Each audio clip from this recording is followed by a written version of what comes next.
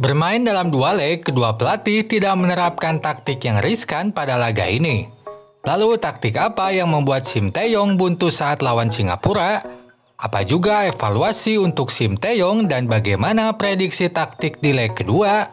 Bila kamu ingin tahu jawabannya, tonton terus video ini.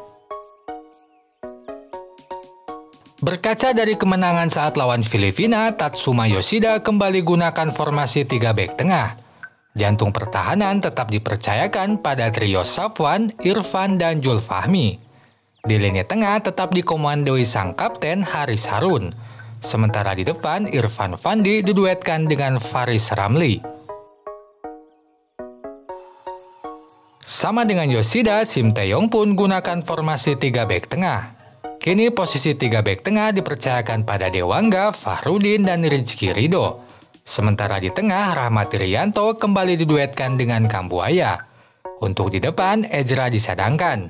Dedik yang dipercaya sebagai penyerang. Untuk Elkan dan Evan Dimas, mereka kembali ada di bangku cadangan. Untuk imbangi para gelandang Indonesia, Yoshida menempatkan 3 pemain di lini tengah saat bertahan. Yang unik, satu dari 3 pemain tersebut bukanlah gelandang murni, yaitu Song Uiyong. Song sendiri berposisi sebagai gelandang serang.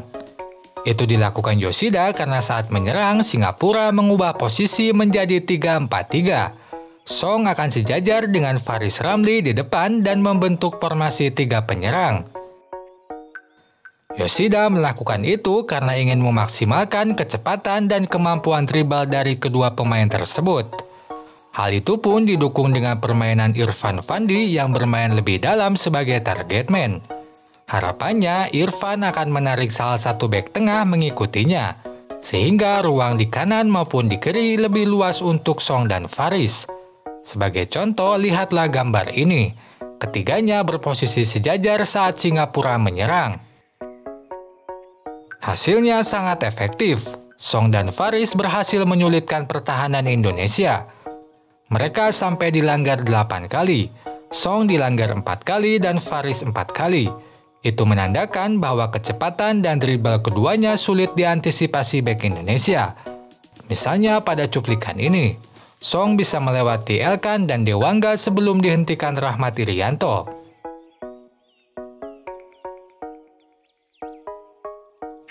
Bahkan, gol Singapura pun adalah kontribusi dari kedua pemain tersebut, utamanya Faris. Faris menggiring bola dari tengah lapangan lalu mengecoh Fahrudin sebelum memberikan umpan pada Irfan.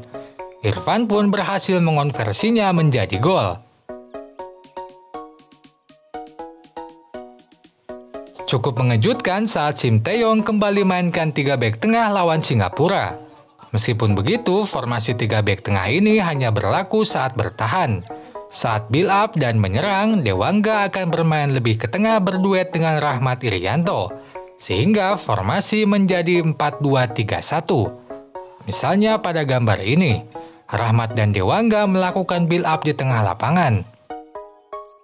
Dewangga pun tidak sebatas merebut bola di tengah, ia ikut aktif dalam membangun build up serangan. Bahkan dibandingkan Rahmat, Dewangga lebih sering memberikan umpan jauh atau melebar ke depan. Misalnya pada cuplikan ini, Dewangga memberikan umpan jauh melebar ke sisi kiri depan.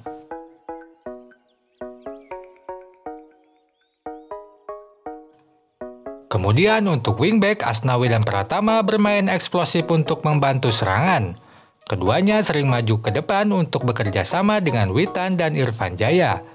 Contoh paling signifikan pada gol Indonesia, Asnawi melakukan akselerasi sampai kotak penalti lawan. Lalu dengan bekerja sama dengan Witan, mereka mampu membelah pertahanan Singapura. Skema ini hasilkan gol bagi Indonesia.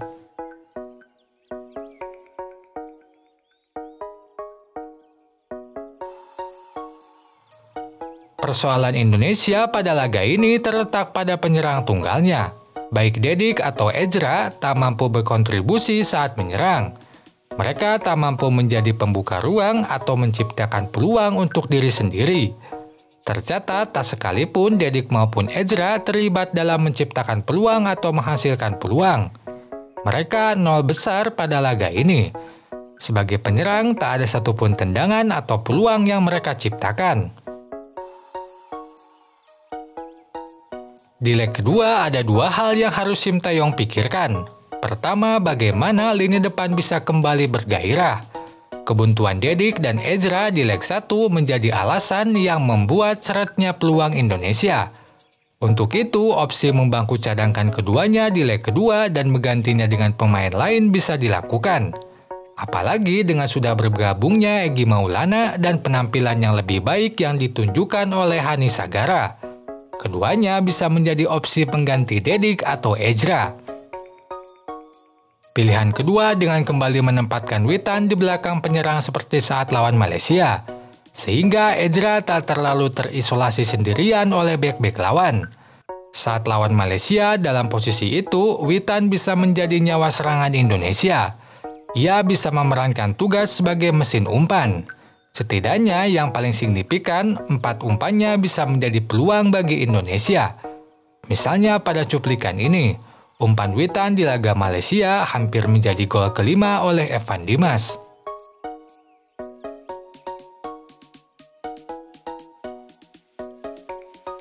Yang kedua, memperbaiki koordinasi lini belakang. Tercatat 3 kali pemain belakang Indonesia kehilangan bola di pertahanan sendiri. 2 dari 3 kesalahan tersebut bahkan hampir saja menjadi gol. Mengakali hal ini, Shin Tae-yong bisa mengintrusikan pemain untuk lebih cepat mengirim atau membuang bola ke depan. Contoh kesalahan lini belakang ada pada cuplikan ini. Irfan merebut bola dari Pratama yang terlalu lama menggiring bola. Gol Singapura pun hampir saja tercipta.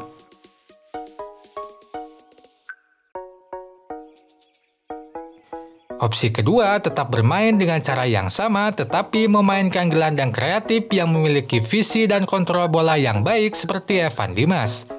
Sehingga ketika build up oleh bek dilakukan di belakang, Evan bisa mundur dan menjadi penawar dalam tekanan lawan. Dengan demikian, didukung oleh tuntutan untuk menang di leg kedua, diprediksi Indonesia akan meninggalkan formasi 3 bek tengah. Dan kemungkinan besar kembali ke formasi 4-4-2 seperti lawan Malaysia, atau 4-1-4-1 seperti di laga Laos dan Kamboja. Sementara untuk Singapura sendiri, dengan keberhasilan formasi 3 bek tengah saat lawan Filipina dan di leg 1, mereka diprediksi akan tetap mempertahankan formasi tersebut. Perubahan paling hanya akan terjadi di komposisi pemain, dengan memainkan Anu dan menempatkan Haris Harun sebagai bek tengah dari awal laga. Oke sobat semua, itulah ulasan laga leg pertama Indonesia dan Singapura beserta dengan prediksi leg keduanya. Sebelum pamit, jangan lupa untuk subscribe dan tonton juga video analisis lainnya. Sampai jumpa lagi, goodbye!